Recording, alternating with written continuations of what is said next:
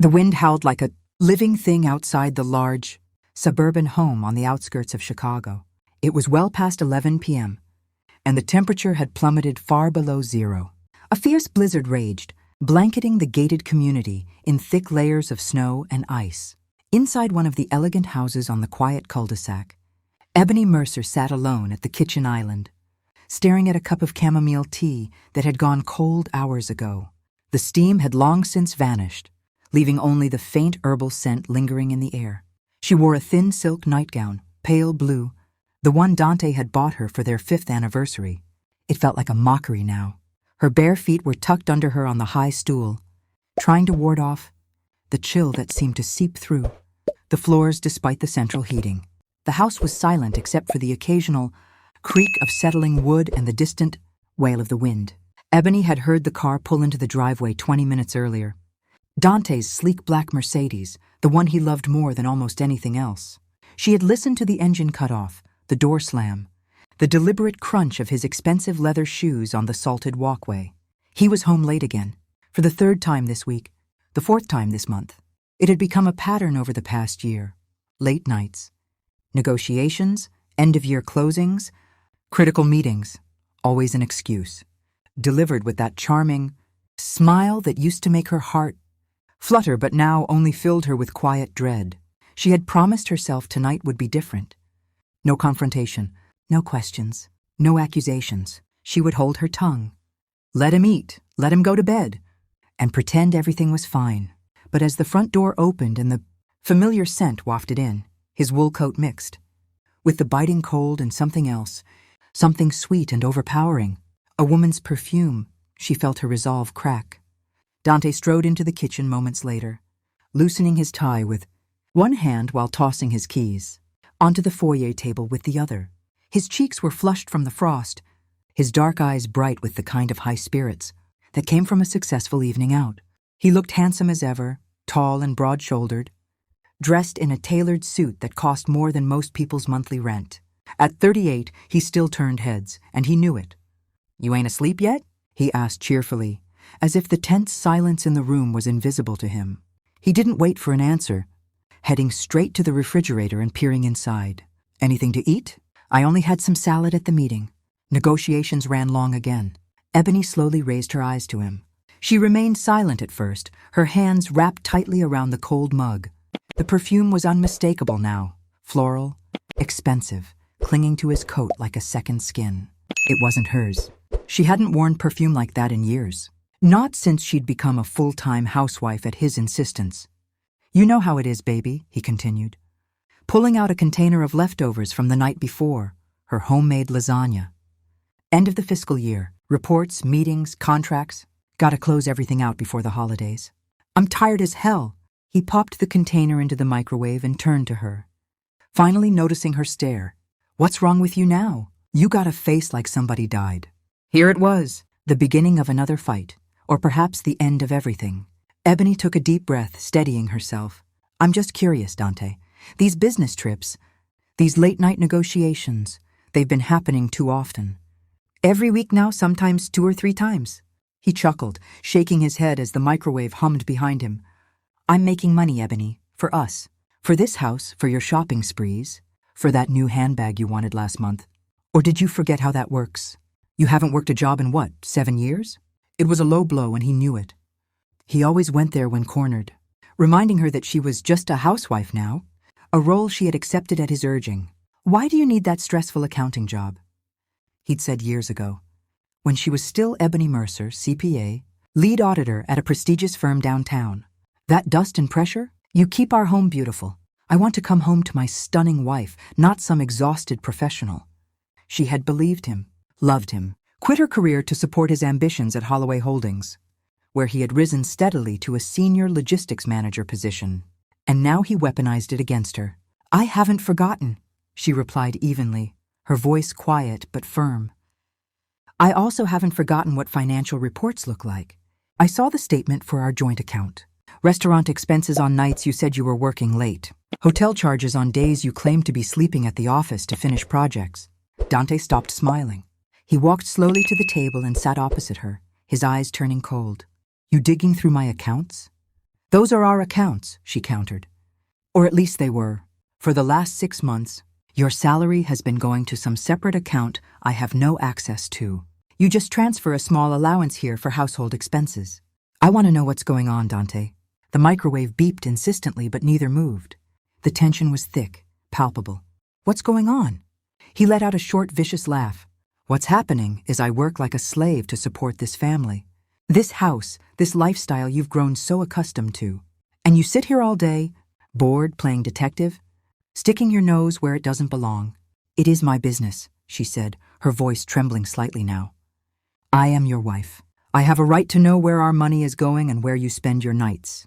You have the right to remain silent and be grateful, he barked, slamming his palm on the table. Silverware rattled. I'm tired of your constant suspicions. Tired of your sour face. Maybe if you took better care of yourself instead of spying on my bank accounts, I'd want to come home earlier. The words hit like a physical slap. Tears welled in her eyes, but she blinked them back. It was too cruel. He had wanted this life for her, molded her into it, and now he blamed her for it. So it's my fault? She whispered. Who else's? He stood looming over her. You've turned into a boring, perpetually unhappy housewife. What can you give me besides complaints? I gave you everything, she said softly. I gave up my life for you. Then take it back. He shouted. Don't like it here? Get out. The door's right there. Go back to your parents in Georgia, to that little shack you grew up in. See how they react when they hear your husband finally got fed up. He grabbed her arm suddenly, his fingers digging in like a vice. Ebony cried out in surprise and pain.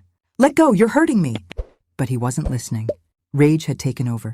He dragged her from the stool, through the kitchen, into the foyer. She stumbled barefoot on the cold tile, trying to resist, but he was too strong. What are you doing? Have you lost your mind? She screamed. He yanked open the front door. A blast of Arctic air slammed into her, stealing her breath. Snow swirled in, stinging her skin. You want the truth? He growled in her ear. I'm sick of you. With a final shove, he threw her out onto the porch. She fell hard onto her knees in the snow, the thin nightgown instantly soaking through, turning to ice against her skin. Shock paralyzed her for a moment as she looked up. Dante stood in the doorway, face twisted with malice. Walk back to your folks. Hope you don't freeze to death. He slammed the door. The lock clicked. Then the deadbolt. Ebony scrambled to her feet, pounding on the door with her fists. Dante, open up. This isn't funny. I'm freezing. No answer. The foyer light went out. Terror flooded her. This was a Chicago winter, sub-zero, deadly. In a nightgown, barefoot, she wouldn't last long. Her feet already burned, going numb. She ran to the living room window, banging on the glass. Dante, please! Open the door. Silence. Humiliation burned, but survival instinct took over. She scanned the porch. There, a heavy stone garden statue she'd bought last summer, now half buried in snow.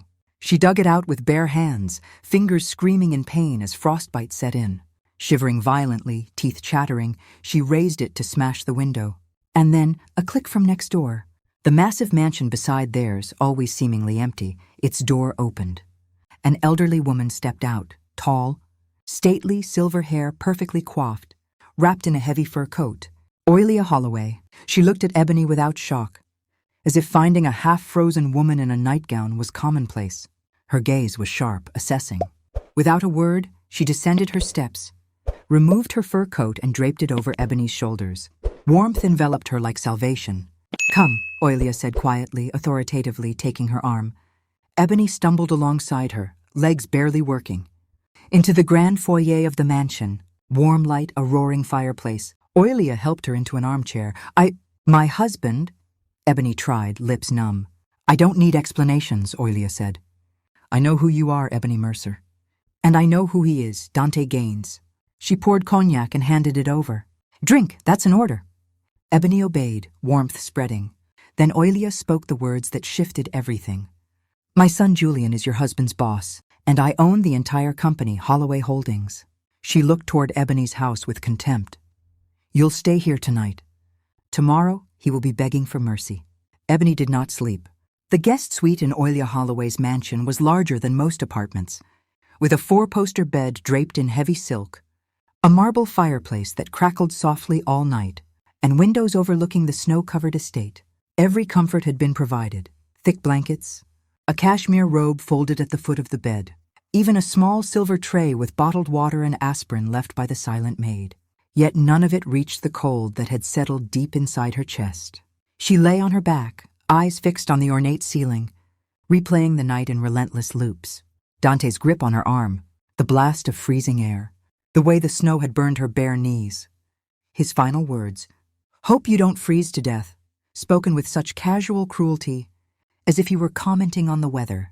And then Oilia's fur coat, heavy and warm, wrapping around her like armor, the cognac burning down her throat, the quiet, steel-edged promise, tomorrow he will be on his knees begging for mercy. Those words had sounded like salvation in the moment, but in the long, dark hours of the night they began to feel distant, almost unreal. Could one elderly woman, no matter how powerful, truly bring a man like Dante to his knees? He was clever, ruthless, and deeply convinced of his own invincibility. Ebony had seen that look on his face too many times. The cold triumph when he won an argument, closed a deal, or bent someone to his will. She had loved that confidence once. Now it terrified her.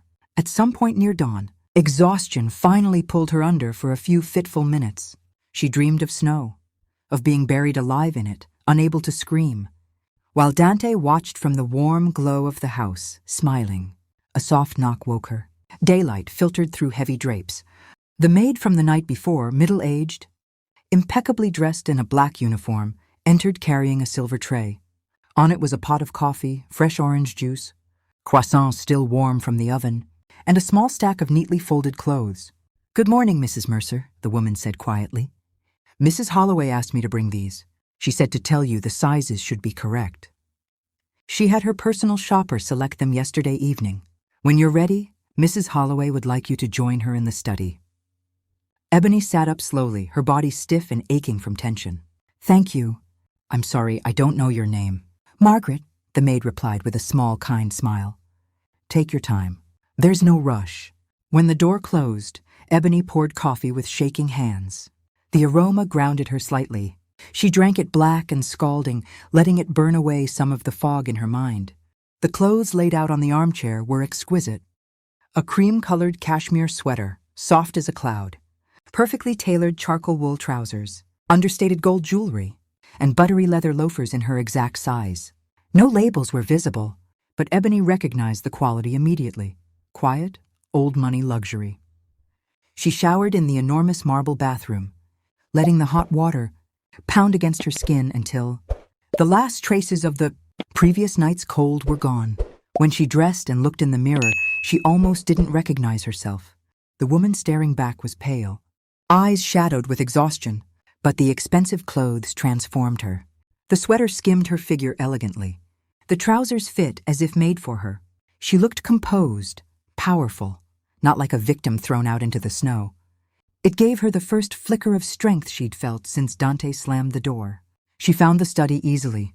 Margaret had left the door ajar. Oilia Holloway was seated behind a massive oak desk, morning light pouring through tall windows behind her. She wore a severe navy suit, her silver hair pulled into a flawless chignon. A newspaper was folded beside her coffee cup. The fireplace crackled quietly. She looked every inch the empress of her domain. "Sit down, Ebony," she said, without looking up from the document she was reading. Ebony obeyed, perching on the edge of a leather chair opposite the desk.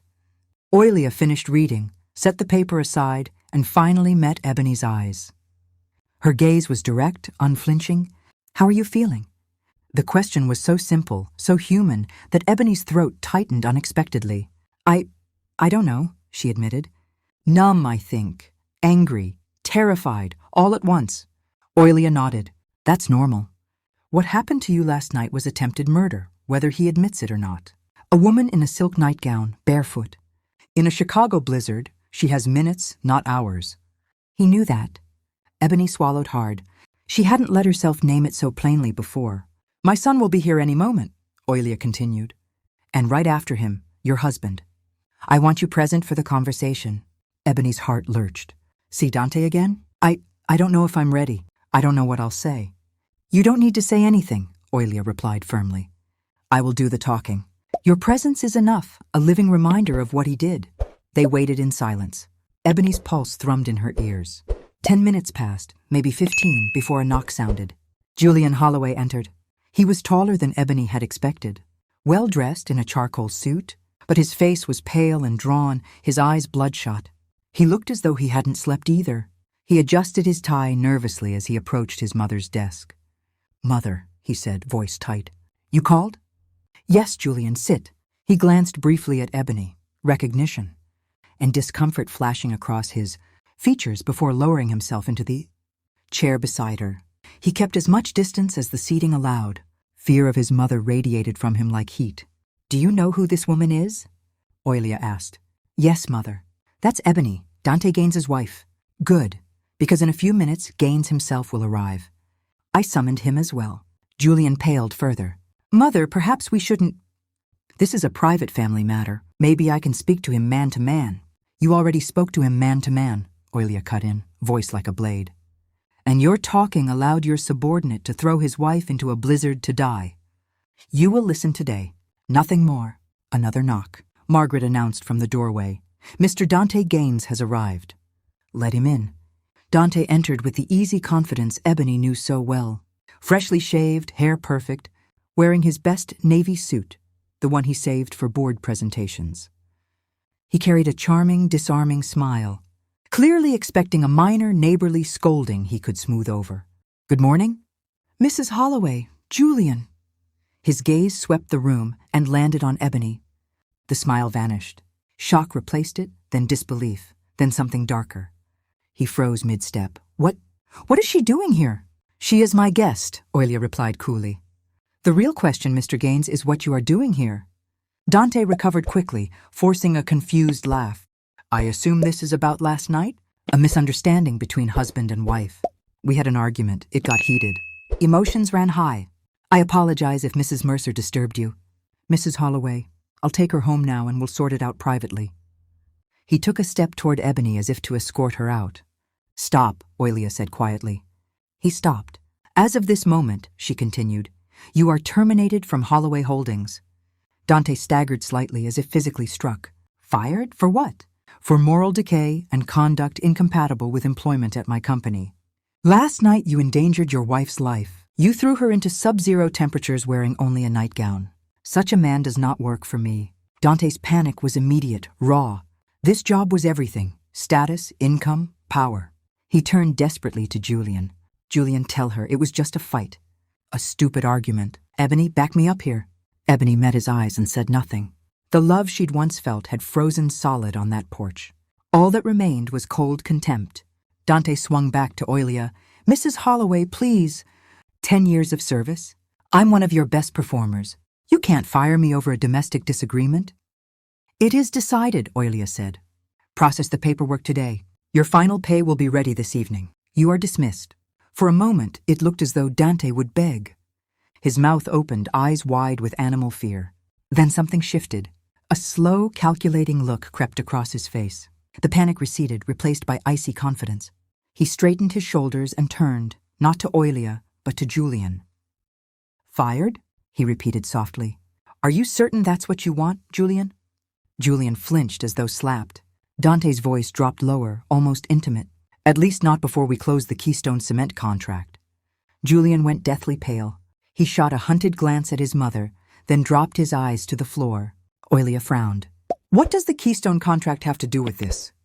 But Dante was no longer addressing her. He stared at Julian with predatory calm. A faint, cruel smile played at his lips. He knew he had won. Without another word, he adjusted his cuffs, turned, and walked to the door. As he passed Ebony, he leaned in close and whispered, "Don't be late for dinner, wifey." Then he was gone, the door closing softly behind him. Silence crashed over the room. Oilia's promise of justice, delivered with such certainty, only hours ago lay in ruins. Dante had not begged. He had not crumbled. He had walked out victorious. Ebony felt the ground tilt beneath her again. She looked at Julian, who sat hunched, staring at his hands as though they belonged to someone else. Oilia's voice cut through the quiet, low and dangerous. "What is the Keystone Cement contract?" Julian leapt up, pacing. "Mother, it's complicated. A strategic project. Huge potential, but delicate. Gaines is leading negotiations. If we pull him now, The deal collapses. Millions lost, tens of millions. His words tumbled out too fast, too rehearsed. Anyone with basic business sense could hear the lie. Oilia's eyes narrowed. You're telling me my entire company depends on one mid-level logistics manager? No, of course not. But this project is so delicate that you, the CEO, are terrified of him. Julian stopped pacing. I'm not afraid. Then fire him. Call HR right now. Julian stared at the phone on her desk as if it might bite him. He couldn't move. Oilia turned away in disgust. Leave us. I need to speak with Ebony. Julian fled. When the door closed, Oilia looked at Ebony for a long moment. You are not going back to that house, she said. It wasn't a question. No, Ebony answered, surprised at the steadiness in her own voice. Never. Good. Oilia nodded once. My son is weak. He's hiding something, and Gaines is using it. I want to know what it is. She paused, studying Ebony. You were an auditor before marriage. Yes, lead financial auditor.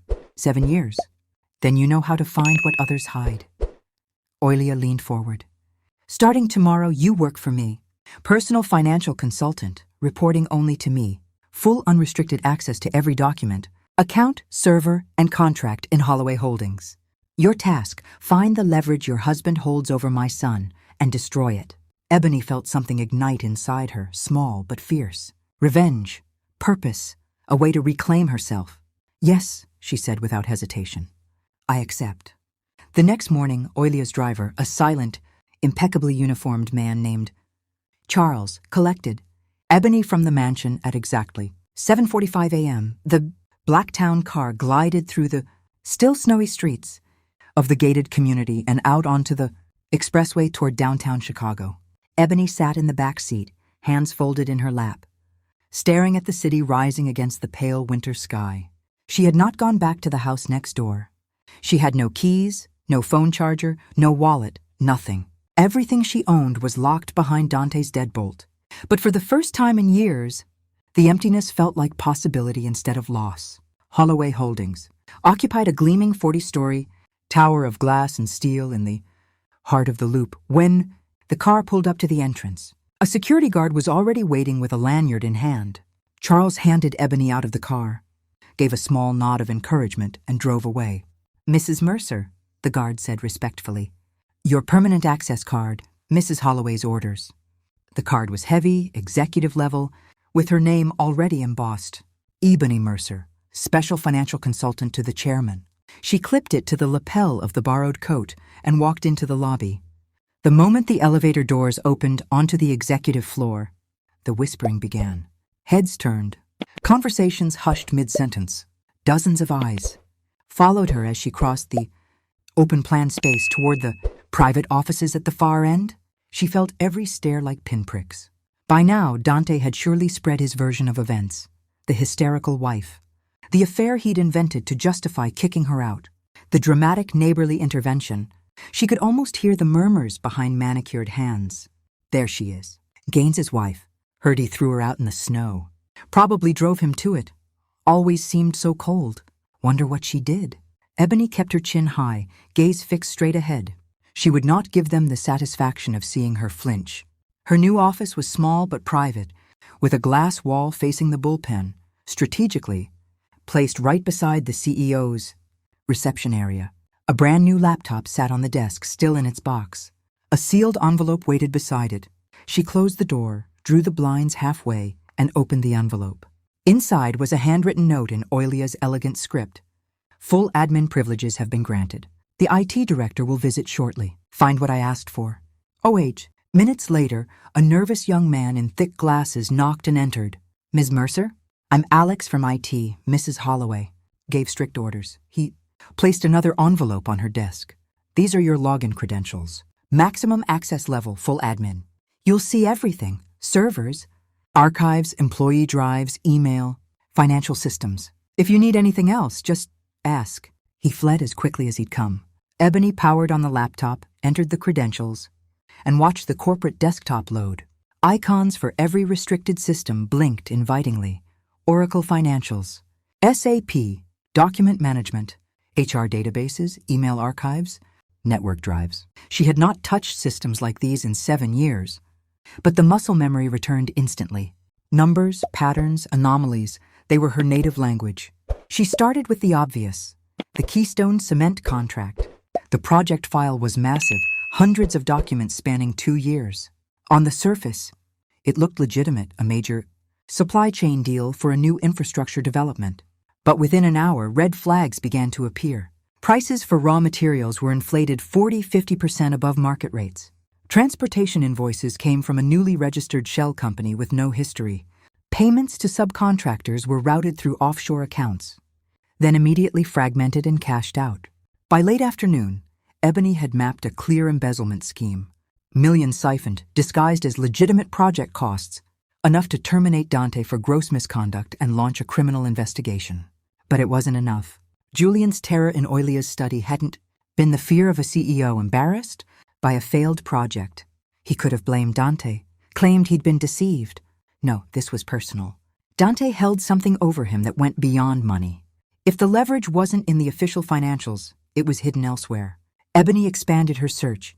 Using her admin rights, she accessed restricted system folders, employee personal drives, deleted file recovery, email archives. She searched keywords: gains, Keystone, debt, recording, video, blackmail. Hours blurred. Colleagues left for the day. The office lights dimmed automatically. The city outside her window turned into a constellation of glowing towers against the night sky. At 2:17 a.m., deep in a folder labeled Backup 2024, that no ordinary user would ever see, she found it. One file, a video, time-stamped exactly 1 year ago. Her heart hammered as she slipped on headphones and clicked play. Grainy black and white surveillance footage. A private booth in an upscale restaurant. Julian Holloway sat alone, glancing nervously at his watch. A minute later, another man entered. Confident, mid-50s, expensive suit. Ebony didn't recognize him at first. They exchanged brief words. The stranger opened a briefcase and removed a thick bundle wrapped in dark cloth. He placed it on the table and gestured emphatically. Julian hesitated, looked around, then nodded slowly. He took the bundle and tucked it into his own briefcase. Handshake. The stranger left. Ebony rewound, paused on the stranger's face, screenshotted it, and ran a reverse image search through the company's media database. Result: Victor Lang, commercial director, Apex Construction Group, Holloway Holdings' fiercest competitor. She checked the timestamp again. The meeting had occurred 2 days before. Holloway Holdings inexplicably lost a massive district development tender to Apex Construction. Everything snapped into place. Julian had taken a cash bribe to throw the tender. Dante had somehow obtained the surveillance footage and had been bleeding the company ever since, using Keystone as cover for his extortion payments. Ebony leaned back, cold sweat breaking across her forehead. This wasn't just embezzlement. It was betrayal at the highest level. Corporate treason. If this video went public, Julian would face prison. The company's reputation would be devastated. Stock would plummet. Hundreds of innocent employees could lose jobs. And Dante? He wasn't merely a cheating husband or a thief. He was a parasite who had weaponized one man's weakness to devour the entire host from within. She copied the file to a blank flash drive she found in the desk drawer, then meticulously wiped all traces of her access from the server logs. Old auditor habits died hard. Secure the evidence first. She shut down the laptop at 4:09 a.m. and stared out at the sleeping city. Now she held two fates in her hands, Julian's ruin and Dante's exposure. But showing this to Oilia would destroy her son. Keeping it secret would leave Dante untouchable. There had to be another way. The following morning, she returned to the mansion exhausted but resolute. Oilia was already at the breakfast table, reading the Wall Street Journal. "Find anything?" the older woman asked without looking up. "I found discrepancies in Keystone," Ebony said carefully. "Millions embezzled. Enough for immediate termination and prosecution." Oilia lowered the paper. "And the reason my son fears him?" "I need to speak with Julian first," Ebony replied. "Alone." Oilia studied her for a long moment, then nodded. "Proceed." Back at the office, Ebony sent a meeting request through Julian's secretary. "My office, now." 5 minutes later, Julian appeared, closing the door tightly behind him. He looked worse than the day before, eyes red, tie askew. "Is this urgent?" he asked, trying for authority. Silently, Ebony inserted the flash drive, turned her monitor toward him, and pressed play. Julian watched himself accept the bribe. Recognition, horror, collapse. He sank into the visitor chair, head in hands. When the video ended, he could barely speak. It's a deepfake, he rasped. Don't insult me, Ebony said quietly.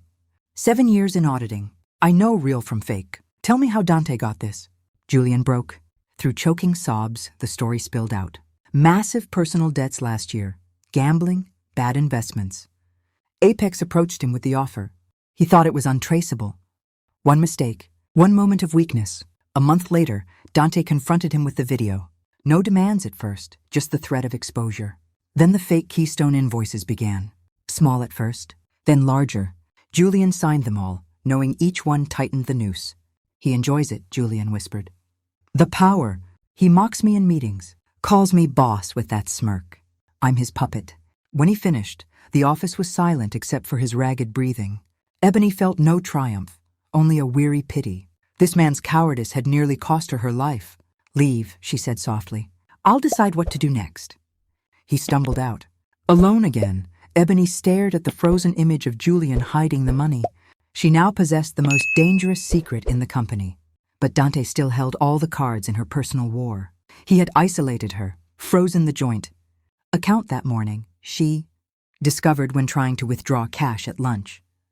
Spread lies to her family in Georgia. Her mother's tearful, accusing phone call came that afternoon, and left her with nothing but borrowed clothes and a temporary office. He was systematically erasing her, and he was winning.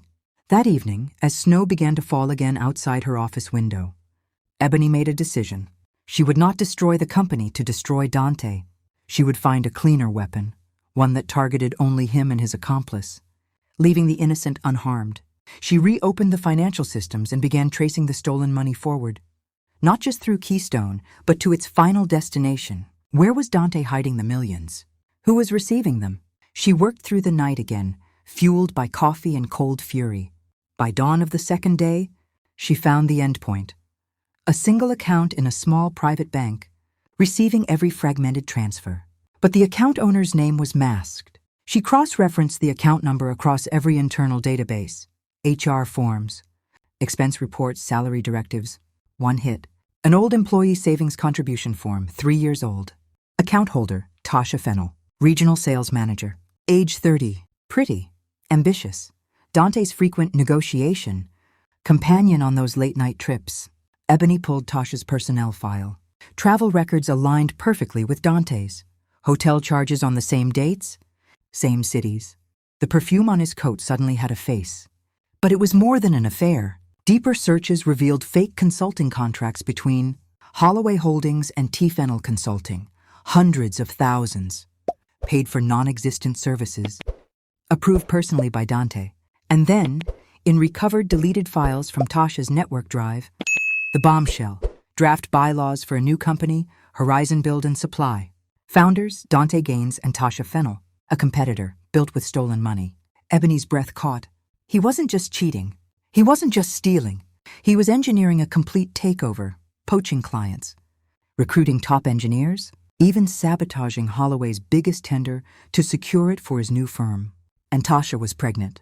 Ebony had followed her that afternoon, watched from a taxi as Dante met her outside a reproductive clinic, hand tenderly on her belly, studying ultrasound photos with a joy he had never shown Ebony. He was building a new life on the ruins of the old one, and Ebony had been the final obstacle to clear away. The rage that filled her then was not hot. It was glacial, slow, inexorable, absolute. She gathered every document, every screenshot, every trail. This time she would not stop at exposure. She would orchestrate total annihilation. And Oilia Holloway, sharp, ruthless, protective of her legacy, would be the perfect ally. Ebony left the office just after dawn, the flash drive burning a hole in her coat pocket. The city was still asleep, streets slick with fresh snow, holiday lights twinkling half-heartedly in the gray morning. Charles was waiting with the town car. He said nothing as she climbed in, but his eyes in the rearview mirror held quiet respect. At the mansion, Oilia was already in the living room, wrapped in a heavy cashmere shawl, watching the fire. She did not look surprised to see Ebony so early. "Tell me," she said simply, gesturing to the chair opposite her. Ebony did not sit. She walked straight to the study, plugged the flash drive into Oilia's laptop, and began. She spoke like a professional delivering a board report. calm, precise, unemotional, as if the story belonged to strangers. First slide, the surveillance. Video of Julian accepting the cash bribe from Apex Construction. Oilia watched her son's face on the screen without a flicker. Her expression was carved from stone. When it ended, she only said, "Continue." Next, the financial trail. Fake expense reports, fraudulent consulting contracts to T-Fennel Consulting, payments converging on Tasha Fennel's personal account. Then the photograph. Dante embracing a pregnant Tasha outside the clinic, his hand on her belly, ultrasound images in her hand. Oilia's eyes narrowed, but she remained silent. Then the draft bylaws of Horizon Build and Supply, with Dante and Tasha listed as founders. The registry extract showing the straw man in their place. The list of poached clients. The engineers who had left for personal reasons, but now worked for Horizon. And finally, the sabotage tender, the multi-million-dollar state contract. Holloway had been favored to win. The application package perfect in every way except one. The final page with the bank guarantee, CEO signature and company seal, deliberately omitted in the version submitted. Proof that Dante had personally insured Holloway's loss so Horizon could win. Ebony finished and stepped back. Silence filled the room, broken only by the crackle of logs in the fireplace. Oilia stared at the frozen image of the blank page for a long time. When she finally turned to Ebony, the rage in her eyes was ancient, glacial, terrifying. "The annual Builders Gala," she said at last, voice low and deliberate. "It is in 3 days." Ebony nodded. She had seen the invitations on desks around the office. "He will be there," Oilia continued, rising slowly. "He will come to gloat, to stand beside my son and enjoy the leash he thinks he holds, to toast the tender he stole, to look at the empire he believes he has crippled." She walked to the window, watching pale sunlight touch the snow-covered grounds. "And there he will be destroyed." She turned back, eyes now burning with controlled fire. "You will prepare a presentation. Ebony, short, clear, lethal. Every piece of evidence in sequence. We will not go to the police, not yet. First, we take this to the only court that matters to a man like him. The court of public respect. In front of the board, the executive team, our most valued employees, our partners, our competitors. We will strip him of the one thing he values above money, his reputation. We will grind it to dust." Ebony felt the weight of it settle on her shoulders, not heavy but inevitable. "Yes," she said. "I'll start immediately." For the next 48 hours, Ebony barely left the guest suite that had become her war room. Meals appeared silently outside the door. Coffee came in thermoses. She worked on the borrowed laptop, selecting only the most damning evidence, arranging it into a merciless narrative. Slide 13, Julian's bribe, explaining why Dante had been untouchable. Slides 412, the embezzlement scheme and payments to Tasha. Slides 13 to 15, the affair and pregnancy. Slide 16-20, creation of Horizon Build and Supply with stolen funds. Slides 21-24, poached clients and talent. Slides 25-28, the sabotage tender, the crowning betrayal. Each slide was clean, professional, irrefutable. Dates, account numbers, signatures, photographs, document scans. No commentary needed. The facts spoke with the force of a guillotine. On the evening before the gala, a knock interrupted her final review. Julian stood in the doorway, looking like a man awaiting execution. His suit hung loosely. His face was unshaven. "Ebony," he whispered, stepping inside and closing the door. "Please, I'm begging you. Don't do this." She saved the file and turned to face him. "Don't do what, Julian? Show everyone the truth? It will destroy the company," he pleaded. "The scandal, the video of me, if that goes public, stock will crash. Investors will flee. Hundreds of jobs. You should have thought of that when you took the money," she said coldly. "When you signed every fake invoice Dante put in front of you. When your cowardice nearly got me killed. I know I'm guilty," he said, voice breaking. "I know. But there has to be another way. Quietly. We fire him. File charges, recover the money." "There is no quiet way," Ebony cut in. "He has spent a year building his escape hatch. If he senses real danger, he'll vanish. Offshore accounts? New identities, Horizon fully operational. We'd spend years chasing him through courts, while he lives comfortably with his new family." Julian's shoulders sagged. "Then, at least edit out the bribe video. Protect Mother from that shame."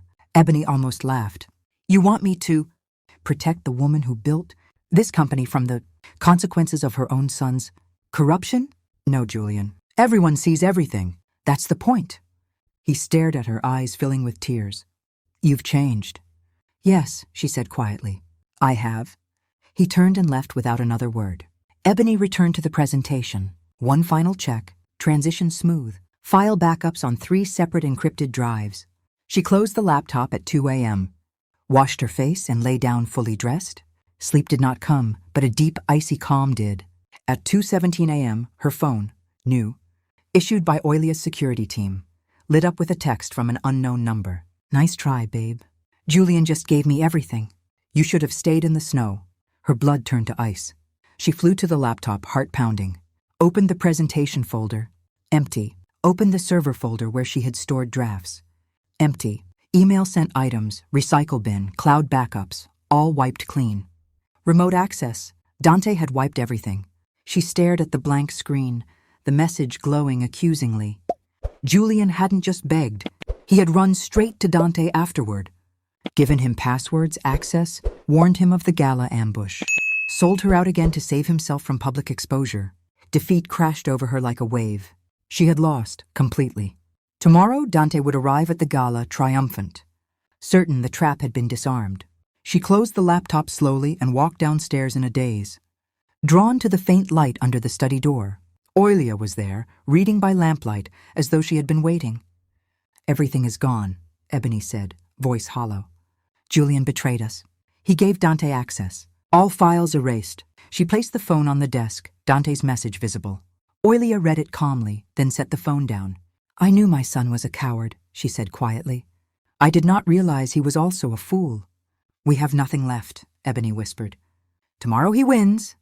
Oilia looked at her with faint amusement, as if Ebony had missed something obvious. Did you truly believe I would stake my company's future and your justice on a single networked laptop? Ebony blinked. The moment you first logged in at headquarters, Oilia continued, my private security team, people who answer only to me, installed silent mirroring software. Every keystroke, every file opened, saved, or viewed was duplicated in real time to an offline server in a secure location outside Chicago. Every piece of evidence is intact, untouched, waiting. Hope flickered, fragile but growing. But Julian told Dante everything. He'll know we're planning exposure. He won't come. Oilia allowed herself a small, predatory smile. That, my dear, was the point. She poured 2 glasses of water and handed one to Ebony. Dante is arrogant. If he believes the danger has passed, if he thinks he has outmaneuvered us, he will come to the gala to savor his victory, to stand beside Julian and watch him squirm, to accept congratulations for his tender win. He will walk into the hall relaxed, certain he is untouchable. Ebony began to understand. You used Julian's fear against Dante. I used it against both of them, Oilia corrected. Yesterday, after Julian's pathetic pleading with you, he came to me in hysterics. I told him Dante had bragged about a second backup of the bribe video, hidden, ready to be released if anything happened to the first. I told Julian that even if we exposed Dante at the gala, Dante would destroy him in revenge. Ebony's eyes widened. Julian was trapped. Public humiliation by me, or lifelong blackmail by Dante. So I gave him the only escape he could see. I ordered him to run to Dante, pretend total surrender, offer everything, your passwords, the presentation plans, the gala ambush. Convince Dante the threat was neutralized, earn his absolute trust. So the text message is proof the trap worked perfectly, Oilia finished. Dante believes he has won. He will attend tomorrow smug and unsuspecting, and we will spring the blade when he least expects it. She reached into a drawer and produced a slim folder. My security team built the presentation from the mirrored files. It is ready, flawless. She handed it to Ebony. Tomorrow night you will walk onto that stage. You will press play, and you will end him. Ebony took the folder. Her hand was steady. The despair of moments ago had vanished, replaced by something sharp and bright. Purpose. She nodded once. Tomorrow the beast would walk willingly into the slaughterhouse, and she would be the one to close the door. The grand ballroom of the Peninsula Hotel glittered like a jewel box under massive crystal chandeliers. It was the night of the annual Builders Gala, the most prestigious event in Chicago's construction and development calendar. Hundreds of guests filled the space. Executives in tuxedos, women in couture gowns, board members, investors, city officials, even a few rival CEOs who attended under the guise of industry. Camaraderie. Live orchestra played softly in the corner. Champagne flowed endlessly from silver trays carried by white-gloved waiters. The air smelled of money, perfume, and quiet triumph. Holloway Holdings had hosted this gala for decades. It was meant to be a celebration of another dominant year, new contracts, soaring profits, unbreakable legacy. Even the recent loss of the massive state residential tender had been spun as a minor setback. Tonight was about projecting strength. Ebony entered on Oilia Holloway's arm. She wore a floor-length gown of deep burgundy silk that Oilia's stylist had delivered that afternoon, elegant, severe, commanding. Her hair was swept up, exposing the long line of her neck. Subtle diamonds glinted at her ears and throat. She looked nothing like the shivering woman in a soaked nightgown from 5 nights ago. She looked like power. Oilia, regal in black with a single emerald brooch, drew every eye as they crossed the threshold. Whispers followed them like ripples. There's the old lioness. And who is that with her? Wait, isn't that Dante Gaines's wife? The one he threw out? What is she doing here? Ebony felt the stares but did not falter. She kept her expression calm, almost serene. Oilia paused occasionally to greet board members or partners, introducing Ebony simply as my special consultant. Each time, eyebrows rose higher. Dante was already in the center of the room, holding court. He looked every inch the conquering hero. Tailored midnight blue tuxedo, champagne flute in hand, surrounded by admirers.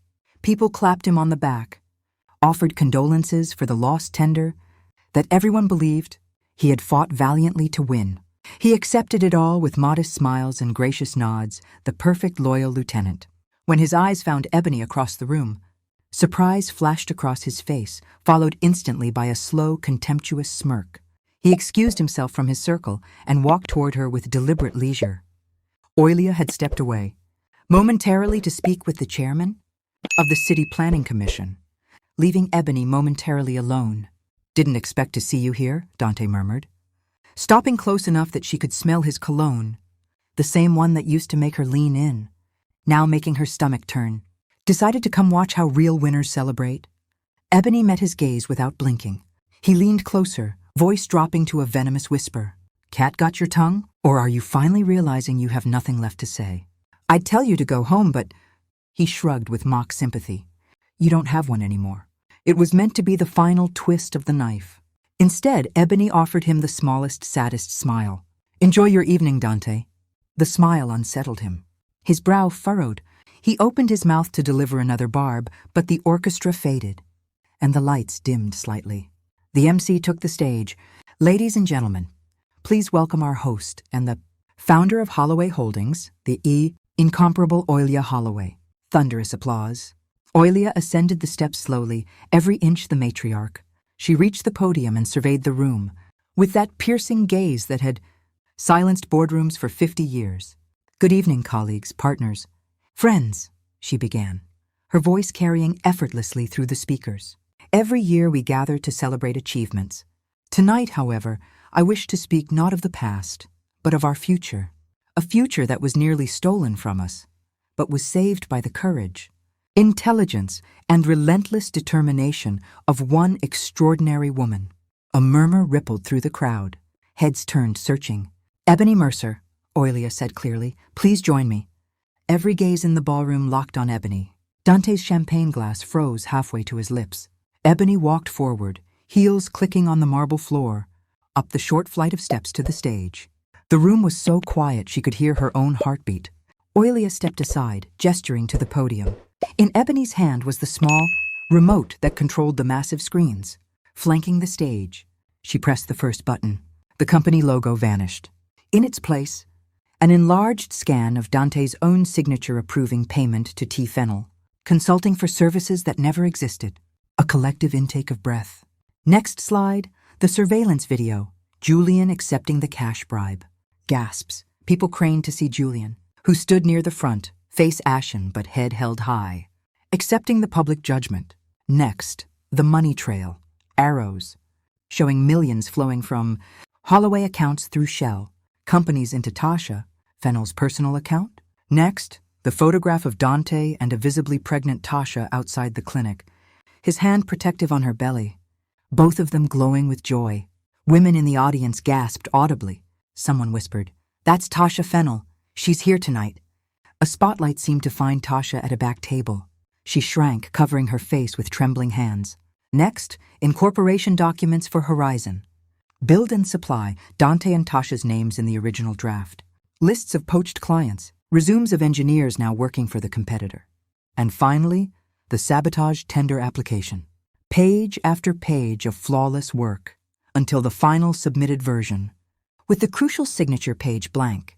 Proof that Dante had personally ensured Holloway's defeat so his secret company could claim the prize. Ebony lowered the remote. Silence, absolute, suffocating, blanketed the ballroom. No one moved. No glasses clinked. Even the orchestra remained frozen. All eyes turned to Dante. He stood in the center of the room like a statue, face drained of color, mouth half open. Rage and terror warred in his expression. For the first time in his life, he had no charm, no lie, no escape.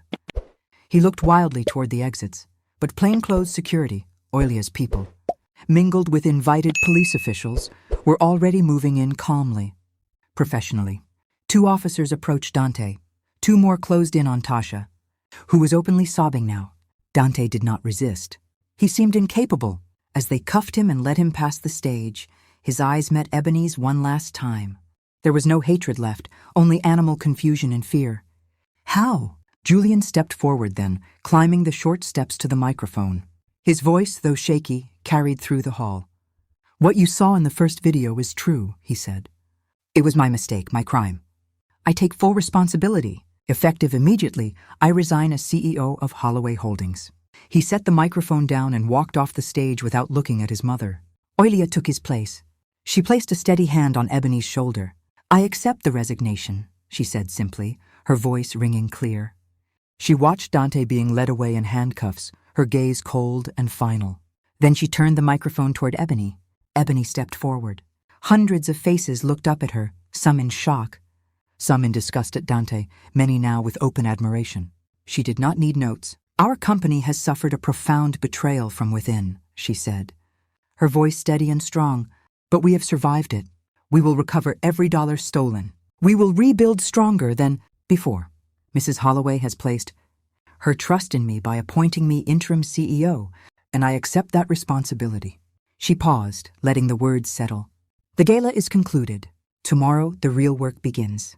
She set the microphone down. Applause started slowly, then swelled into thunder. Ebony stepped off the stage. Oilia met her at the bottom, grasping her hand firmly. "You did it," the older woman said quietly, pride shining in her eyes. "We did it," Ebony corrected. Cameras flashed as news photographers captured the moment. By morning, the story would dominate every business outlet in the country. The dramatic downfall of a corporate saboteur, the exposure of embezzlement and betrayal, the rise of a new leader who had literally survived attempted murder to reclaim justice. But in that moment, Ebony felt none of the noise. She felt only the weight lifting, the chains of fear, humiliation and powerlessness falling away. Dante was gone. His new life, his lies, his cruelty, all destroyed in front of the only audience, whose opinion he truly valued. She had taken everything from him, his job, his reputation, his freedom, his future, and in its place she had reclaimed her own. As guests began to file out in stunned silence, Oilia leaned close. "Welcome to the rest of your life, Ebony Mercer." Ebony looked out over the emptying ballroom, the chandeliers still glittering above. For the first time in years, she smiled, truly smiled, and it felt like the beginning.